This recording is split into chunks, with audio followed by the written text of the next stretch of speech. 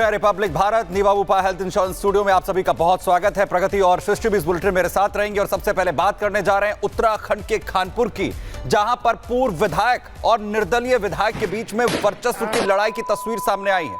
दरअसल मामला उत्तराखंड के खानपुर का है, जहां पर पूर्व विधायक प्रणव कुंवर चैंपियन की तरफ से निर्दलीय विधायक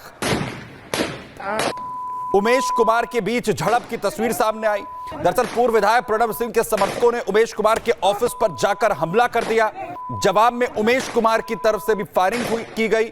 पूरा मामला शनिवार का बताया जा रहा है, जब कुंवर प्रणव सिंह चैंपियन और उमेश कुमार के बीच किसी बात को लेकर कहासुनी हुई थी और इस मामले में देर रात उमेश कुमार अपने समर्थकों के साथ चैंपियन के कैंप कार्यालय और लंढोरा महल के बाहर पहुंचे थे और जमकर हंगामा हुआ था।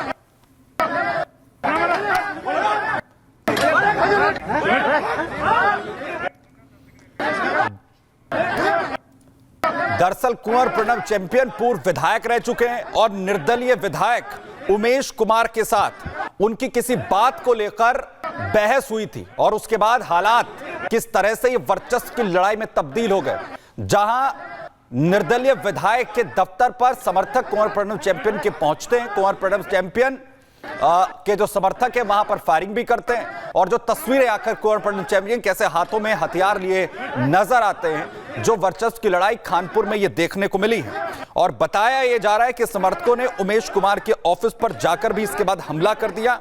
वहां से भी उमेश कुमार की तरफ से फायरिंग की गई।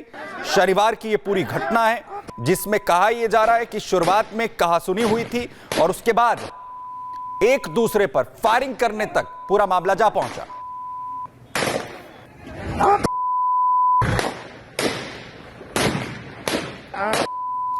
तो खुलेआम आखिर कैसे फायरिंग की जा रही है? हाथों के अंदर जो असला है उसके जरिए फायरिंग हो रही है। कुंवर प्रणव चैंपियन भी इन तस्वीरों में नजर आ रहे हैं, जो अपने समर्थकों के साथ कैसे उमेश कुमार निर्दलीय विधायक के दफ्तर पर जाकर हंगामा करते हैं और जो समर्थकों के बीच में कैसे झड़प देखने को यहां पर मिलती है। पूरा मामला ये उत्तराखंड का खानपुर, जहां पूरी ये घटना पेश आई है।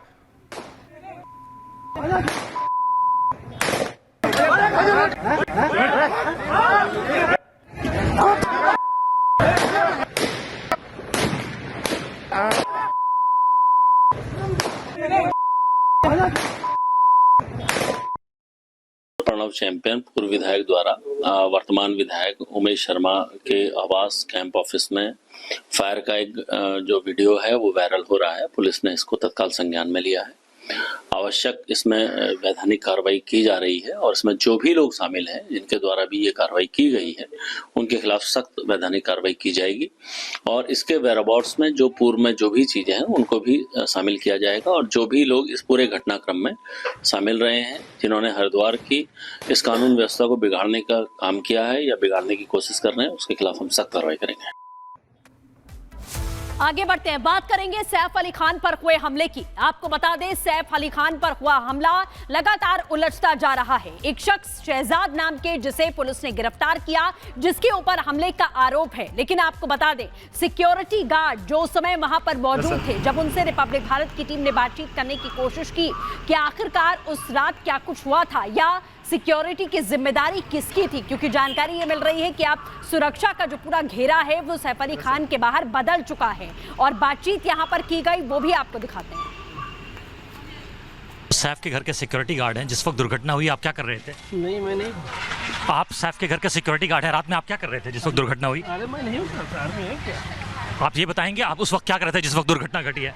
क्या कर रहे थे आप? क्या कर रहे थे जिस वक्त दुर्घटना घटी? आपसे शक्ल क्यों छुपा रहे हैं? अगर आप सच बता दें, अगर आप नहीं हैं तो जिस वक्त दुर्घटना घटी है आप क्या कर रहे थे?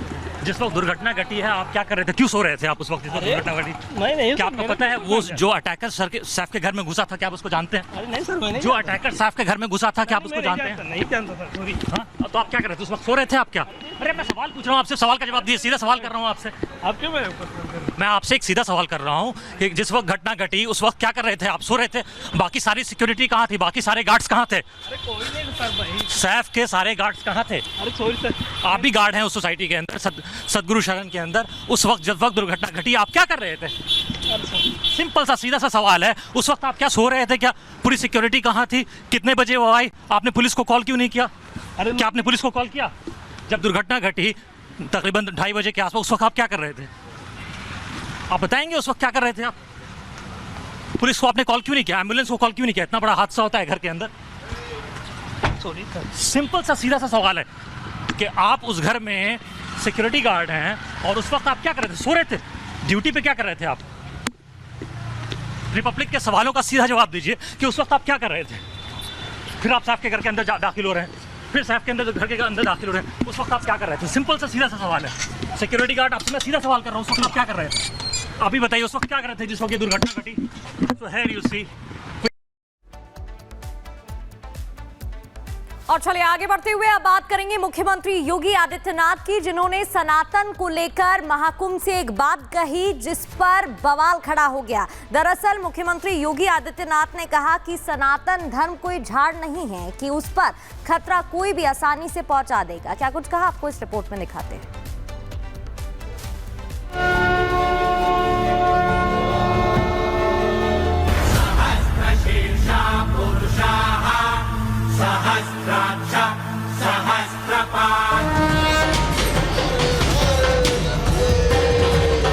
सनातन धर्म एक विराट वट वृक्ष है।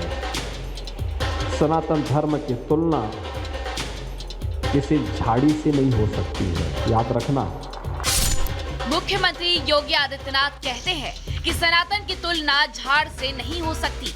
सनातन विराट धर्म है। सनातन सुरक्षित तो दूसरे धर्म सुरक्षित। सनातन धर्म एक विराट वट वृक्ष है।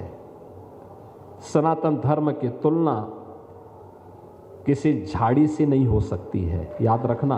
गुरु गोविंद सिंह जी महाराज ने इसी धर्म के लिए अपने आप को बलिदान किया था। अपने 4 पुत्रों को इस सनातन धर्म के लिए बलिदान किया था। सीएम योगी कहते हैं कि सनातन विशाल है, सबसे महान है और अगर सनातन पर आंच आए तो दूसरे मजहब पर भी आंच आना तय है। सनातन धर्म सुरक्षित है तो हमारे मठ, मंदिर, मत और संप्रदाय भी सुरक्षित हैं। अगर भारत ही सुरक्षित नहीं तो सनातन धर्म भी सुरक्षित नहीं, कोई मत, मजहब, संप्रदाय सुरक्षित नहीं। दरअसल यूपी के मुख्यमंत्री योगी आदित्यनाथ ने ये बयान प्रयागराज महाकुंभ की पावन धरती से दिया, जहां इन दिनों रोजाना लाखों श्रद्धालु देश विदेश से स्नान करने पहुंच रहे हैं। इसलिए सीएम योगी का त्रिवेणी संगम से सामने आया ये बयान देश की राजनीति में चर्चा में आ गया है। सनातन धर्म को किसी संकीर्ण दायरे में कैद मत होने दीजिए, मत होने दीजिए। ये बहुत विराट स्वरूप है जी, सनातन धर्म का बहुत विराट स्वरूप है। उस विराटता को बनाए रखे, उसी में की भव्यता है, उसी में दिव्यता है, उसी में आपका सम्मान भी है और भारत का स्वाभिमान भी है। विश्व हिंदू परिषद के मंच से सीएम योगी ने हिंदू सिख एकता का गुणगान किया और साथ ही साथ ये भी कह दिया कि एकता से ही हमारा महान भारत देश अखंड रहेगा। सीएम योगी का ये बयान अब चर्चा में है। कुंभ से योगी का ऐतिहासिक संदेश सुनकर कट्टरपंथी और सनातन विरोधी निश्चित रूप से चौंक गए होंगे। Bureau report, Republic Bharat.